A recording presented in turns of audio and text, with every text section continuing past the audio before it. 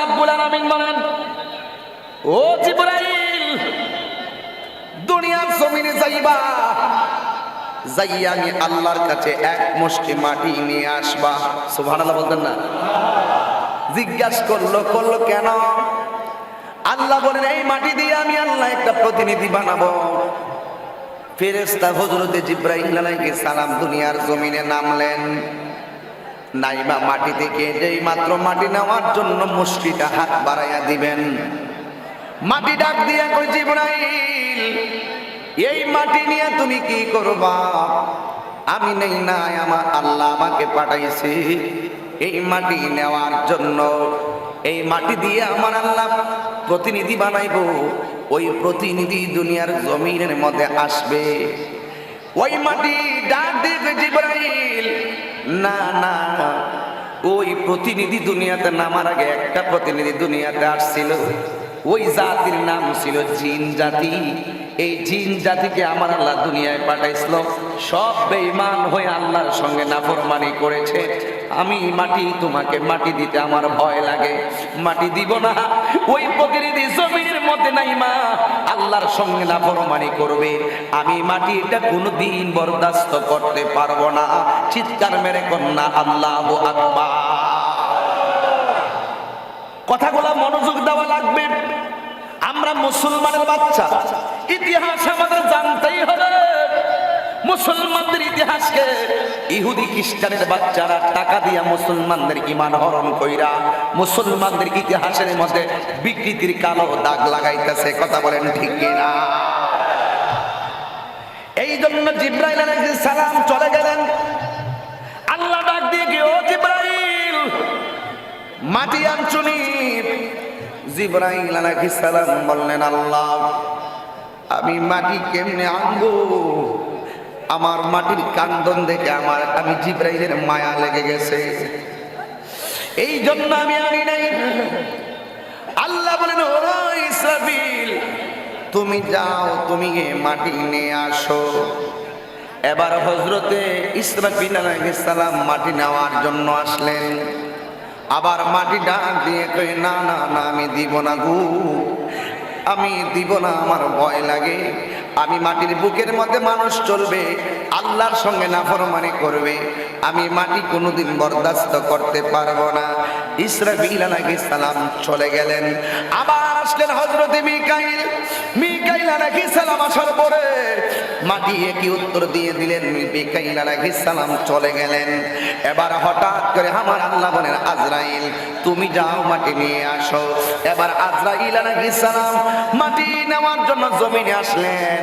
মাটি জিবরাইলকে যা বললো তাই আজরাইলকে বললো, মাটি মিকাইলকে যা বললো তাই আজরাইলকে বললো, জিবরাইলকে মাটি যা বললো তাই আবার ইসরাফিলকে বললো। কিন্তু আজরাইলকে বললো, আজরাইল আলাইহিস সালাম কয়, মাটি তুমি আমার না করলে হবে না রে, আল্লাহ আমাকে পাঠাইছে, আমাকে মাটি নেওয়াই লাগবে। ওই জিবরাইলে আমার কথা শুনলো, আর মিকাইলে আমার কথা শুনলো, ইসরাফিলে আমার কথা শুনলো। তুমি কি সত্যি আমার কাছ থেকে মাটি নিয়ে যাইবা? আজরাইল আলাইহিস সালাম মাটির কান্দন শুনে নাই, না শুনিয়া এমন একটা মুষ্টি মারলো, মাটির কাছ থেকে এক মুষ্টি মাটি নিয়ে গেল। তাফসীরের মধ্যে দেখলাম আজরাইলের এক মুষ্টি মাটি দুনিয়ার 40 মণ। আরেক রাওয়ায়াতে লেখে আমাদের মনে 70 মণ। তাইলে আজরাইলের হাতটা কত বড়! এই জন্য বাবারা আমার, আজরাইলের এক মুষ্টি মাটি 70 মণ। হাতটা কি আমার হাতের মতো? আল্লাহ ডাক দিয়ে কি, আজরাইল, জিবরাইল ফিরে আসলো, মিকাইল ফিরে আসলো, ইসরাফিল ফিরে আসলো, তুমি কেন ফিরে আসলে না? আজরাইল ডাক দিয়ে কি, আল্লাহ, জিবরাইল ফিরে আসছে, জিবরাইলের ব্যাপার, ইসরাফিল ফিরে আসছে, ইসরাফিলের ব্যাপার, মিকাইল ফিরে আসছে, মিকাইলের ব্যাপার। আমি মনে করি মাটির হাজার কান্দনের চাইতে আমি আজরাইলের কাছে তোমার হুকুমটাই আমার কাছে বড়। আল্লাহু আকবার বলো। আল্লাহু লা ইলাহা ইলাহা ইল্লা হুয়াল হাইয়ুল কাইয়্যুম।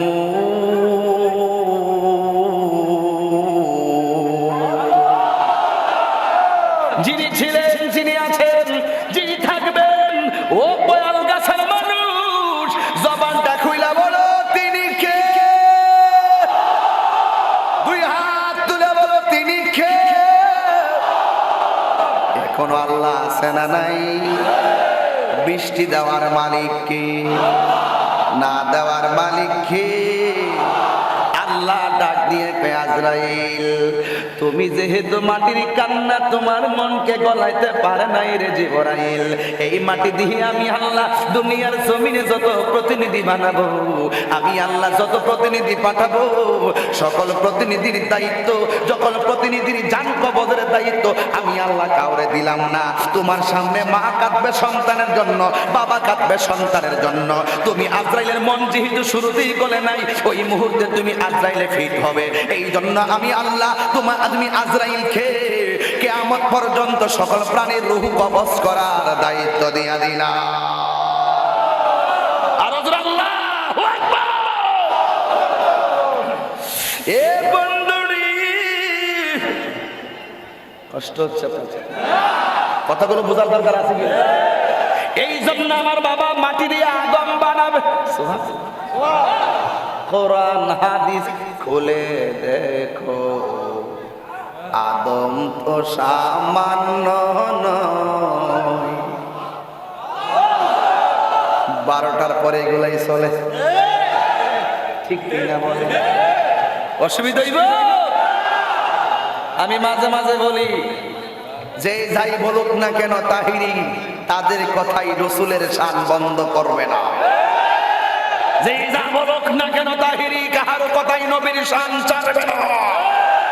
যেই যা বলুক না কেন তাহিরি, রাসূলুল্লাহর শান, আল্লাহর শান, নবীর শান, জিকিরে ইলাহি, জিকিরে মুস্তাফা, জিকিরে আউলিয়া, এই তাহিরি জীবন যতদিন থাকবে, আমি তাহিরি আপনাদের কাছে বলে যাই, ততদিন আমাদের স্পন্দনে রাসূলুল্লাহর শান চলবে।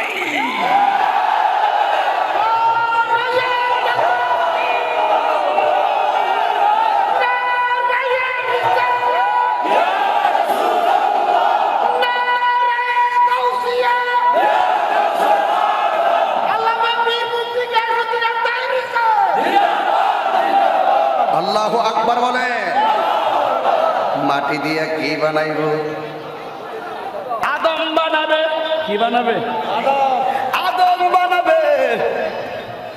বানানোর সময় সব বানাইলেন, কান বানাইলেন, গলা বানাইলেন, হাত বানাইলেন, পা বানাইলেন, কিন্তু চেহারাটা বানাইতে পারে না। আরো জোরে সুবহানাল্লাহ বলেন। সব বানাইছে, চেহারা বানাইতে পারে না। হাদিস শরীফের মধ্যে আছে, শিক্ষার জন্য হোক, যে কোনো সময় যদি কাউকে শাসন করে, অল বডিতে শাসন করিল, কিন্তু চেহারায় শাসন করা যাবে না। মাথার মধ্যে থাপড়ান যাইতো না, গালের মধ্যে থাপড়ানো যাবে না, এটা নিষেধ আছে। কথা বলেন ঠিক কিনা? আল্লাহ রাব্বুল আলামিন বলেন, ও ফেরেশতারা সব বানাইছস, চেহারাটা যদি বানাবি একটু পিছনে তাকা।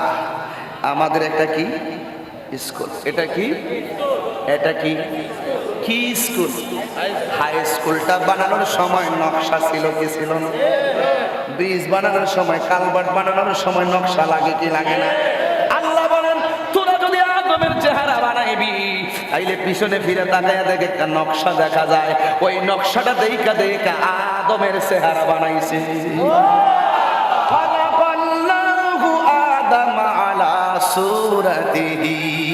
চিৎকার বেড়ে কন্যা আল্লাহু আকবার। যাইয়া দেখো পাক কোরআনে সূরাত আল বাকারাতে, যাইয়া দেখো পাক কোরআনে সূরাত আল বাকারাতে বলিয়াছেন পাখো যাতে, বলিয়াছেন পাখো যাতে, আদম হাওয়া হইতে জুদা নয়। কোরআন হাদিস খুলে দেখো, আদম তো সামান্য নয়। যাইয়া দেখো পাক কোরআনে সূরাত আল মায়েদা যাতে বলিয়াছেন পাখো যাতে বলিয়াছেন পাখো যাতে রাসূল খোদা হইতে জুদা নয়। আর ভিতরে ঢুকলাম না, আর ভিতরে ঢুকলাম না। এ যুবক, আবার এটা দিয়ে মনে কইরেন না আমি আপনাদেরকে কি বুঝাইতে চাই বুঝেন না।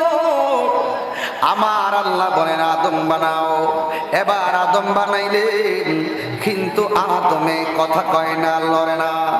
আদমের বডি হইছে, কিন্তু বডিটা লড়ে না, সরে না। এখন কি করবে? আদমের ভিতরে রূহ দিবে রে, কিন্তু বডি লড়ে না, বডি লড়ে না, বডি লড়ে না। হঠাৎ করিয়া গো আদমের ভিতরে রূহ দিলেন, রূহটা লড়েন, রূহ যায় কিন্তু ভয়ে চলে আসে। দ্বিতীয়বার দিলেন, আবার চলে আসেন। তৃতীয়বার দিলেন, আবার চলে আসেন। এরপরে দিলেন, আর বের হয় না। জিগায় রূহ কেন বের হয় না? এখন আমার ভিতরে অনেক ভালো লাগে, কিন্তু আমার নবী যখন নূর পাকের নূর, আমার আল্লাহ যখন নবীর নূর মুবারক আদমের মধ্যে প্রতিস্থাপন করলেন, তখন রূহুর সাহস এসে গেল, রূহ আর যাইয়া বের হতে চাই না। আল্লাহু আকবার বলেন। শুধুমাত্র তাই নাই, কি ভাষাই বলবো, অনুরোধ করে দিয়ে যায়। এবার আদম আলাইহিস সালাম হঠাৎ করে একটা হাসি আসছে, হাসি। এখন বলবেন হুজুর, আদম নবীর প্রথম বাক্যটা কি ছিল? আদম নবীর প্রথম বাক্য ছিল আদম আলাইহিস সালামের একটা হাসি, একটা হাসি দিল। যে মাত্র হাসি আসছে, তখন আদম আলাইহিস সালামের প্রথম কথা ছিল আলহামদুলিল্লাহ। এই প্রশংসা সবই কেবল তোমারি, প্রশংসা সবই কেবল তোমারি, রব্বুল আলামিন, দয়াল মেহেরবান করুণায় পরাণ, দয়াল মেহেরবান করুণায়। আর কেহ নয় তুমি মালিক, শেষ বিচারের দিন, শেষ বিচারের দিন। একটু হাত তুলে দেখাই দেন আমার আল্লাহকে। প্রশংসা সবই কেবল তোমারি, প্রশংসা রে রব্বুল আলামিন, দয়াল মেহেরবান করুণায় পরাণ, দয়াল পরাণ। আর কেহ নয় তুমি মালিক, শেষ ও সবাই সবাই শেষ কেবল তোমারি করি ইবাদত, কেবল তোমারি গাহিনী আমোদ, কেবল তোমারি করি ইবাদত, কেবল তোমারি গাহিনী আমোদ। দাও দিশা দাও সরল পথে, দাও দিশা দাও সরল পথে, সিরাত মুস্তাকিম, সিরাত মুস্তাকিম। প্রশংসা সবই কেবল তোমারি, প্রশংসা সবই রব্বুল আলামিন, দয়াল মেহেরবান করুণায় পরাণ, দয়াল মেহেরবান করুণায় পরাণ। আর কেহ নয় তুমি মালিক, শেষ বিচারের দিন, শেষ বিচারের দিন, শেষ বিচারের দিন। একটা জবান বন্ধ রাখবেন না, চিৎকার মেরে কন্যা আল্লাহু আকবার। এ যুবকের দল, বড়ুরা থানা, কি থানা, ওই চেহারা বানাইলেন। এখন আমি পয়াল গাছা জানতে চাই, আপনারা বলেন আদম আলাইহিস সালামের প্রথম কালাম কি? এখনো আলহামদুলিল্লাহ আছে না নাই? আর জোরে আছে না নাই? ও আদম নবীর বানানোর পরে আমার আল্লাহ রাব্বুল আলামিন কোরআনের মধ্যে কথাটা রেখে দিলেন। আদম আলাইহিস সালাম বলেন, আল্লাহ আমারে যে বানাইলা আমার পিছনে পোড়া কারা গো? কয় এরা হলো আমার ফেরেশতারা। কই ফেরেশতারা কি করে? কই ফেরেশতারা সালাম দিতাছে। কই কারে সালাম দে? কয় তোমার কপালের মধ্যে আমার হাবিবুল্লাহ নূর মুবারক দেখেছে, আর ওই হাবিবুল্লাহরে সালাম দিতেছে। আর জোরে কোন আল্লাহু আকবার। আদম নবী ডাক দিয়া বলে, আল্লাহ গো,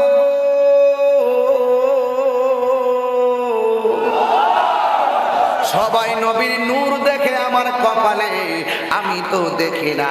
আল্লাহ বলেন, তোমার হাতের নখটারে এইভাবে চোখের সামনে ধরো। এবার হাতের দুইটা আঙ্গুলকে সামনে ধরলেন।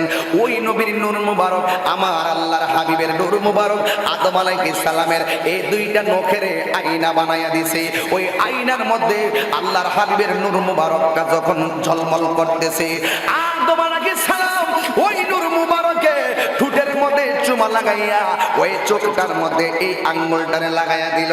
আজকে আমি আপনি নবীর নাম শুনলে কেন চুমা দিয়া চোখে লাগাই? আমার বাপে লাগাইছে, বাপের আদর্শ সন্তান আমরা এই জন্য লাগাই। ঠিক কি না বলো? সেম কথাটা আমার নবী সিদ্দিক আকবরের সামনে বলছিল। তিনিও আজান দেওয়ার সময় চুমা দিছিলেন। রাসূল বলছেন, তুমি দিলা কেন? আমার বাপে দিছে, আমি দিছি। আজানের মধ্যে আপনার নাম শুনছি, চুমা দিছি। আমার নবীকে ওয়াজাবাত লাকা শাফাআতি, তোমার জন্য সুপারিশ করে আমি নবীর জন্য ওয়াজিব হয়ে গেল। এবার আদম নবীর কি কই শুনেন। সবাই আদম নবীর সামনে আল্লাহ রাব্বুল আলামিন বলে, ওয়া ইযে কুলনা লিল মালাইকাতি ইসজুদু লি আদামা ফাসাজাদু ইল্লা ইবলিস। আল্লাহ রাব্বুল আলামিন আদম নবীর বানানোর পরে আল্লাহ রাব্বুল আলামিন সকল ফেরেশতাদেরকে বললেন, উসজুদু, তোমরা সিজদা করো লি আদামা, আদমকে। ফাসাজাদু, দেরি করে নাই। উসজুদুর শুরুতে দফা এসেছে, ফাসাজাদু মানে দেরি করে নাই। আল্লাহ বলেছেন, সাথে সাথে সকল ফেরেশতারা আদম নবীর সিজদা করেছে। ইল্লা, হে তবে ইবলিস, ইবলিসটা সিজদা করে নাই। ইবলিসটা বলে, আমি সিজদা করতাম না, কারণ আমারে বানাইছো আগুন দিয়া, আদম রে বানাইছো মাটি দিয়া। আগুনের ধর্ম হলো উপরে উঠা, মাটির ধর্ম হলো পায়ের নিচে থাকা। উপরের মানুষ কোনদিন নিচের মানুষকে সিজদা করতে পারে না। আবা ওয়াস্তাকবারা ওয়া কানা মিনাল কাফিরিন।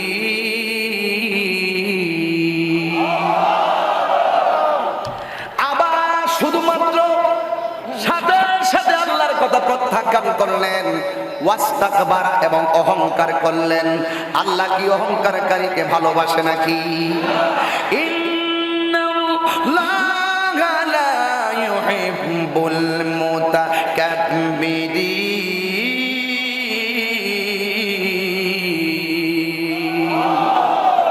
আল্লাহ রাব্বুল আলামিন অহংকারকারীকে পছন্দ করে না। আরেক রাওয়ায়াতে আসে, লা তামশি ফিল আরদি মারহা, তোমরা জমিনে অহংকার করে চলাফেরা করিও না। এই জন্য যুবকের দল যেই মাত্র ইবলিসটা যখন অস্বীকার করলো, আমার আল্লাহ রাব্বুল আলামিন বেজার হয়ে গেলেন। আল্লাহর আদেশ যারা মানে না, এরা কি ঈমানদার না বেঈমান? ইবলিসের নাম কিন্তু ইবলিস ছিল না, ওর নাম ছিল আযাদিল ফেরেশতা। এমন কোন জায়গা নাই সে সিজদা করে নাই, আল্লাহরে ডাকে নাই, শুধুমাত্র আল্লাহর একটা হুকুম অমান্য করেছেন।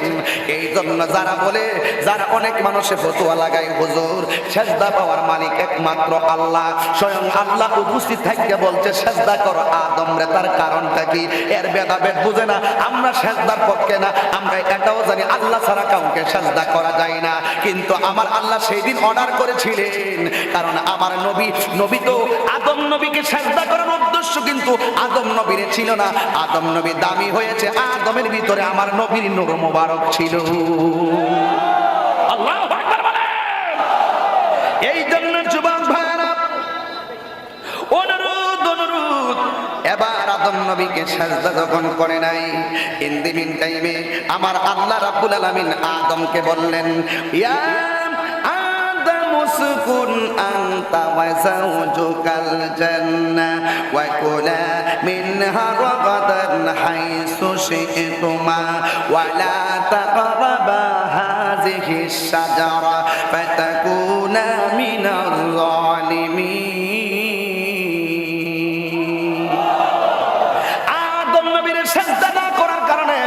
আল্লাহ রাব্বুল আলামিন বলে বের হয়ে যা, আল্লাহ রাব্বুল আলামিন বলেন বের হয়ে যা, তুই অভিশপ্ত। এবার ইবলিস ডাক দিয়ে কই, আল্লাহ আমি অভিশপ্ত হইতে রাজি আছি গো, কিন্তু তোমার কাছে আমার একটা কথা আছে। কয় কি কথা? আমার কিয়ামত পর্যন্ত হায়াতটারে লম্বা করে দাও। আল্লাহ কয় যা, তোরে কিয়ামত পর্যন্ত হায়াত লম্বা করে দিলাম। এবার ইবলিস চাবে আমিও দেখা দেব তোমার বান্দাগুলা তোমার পথে কেমনে থাকে।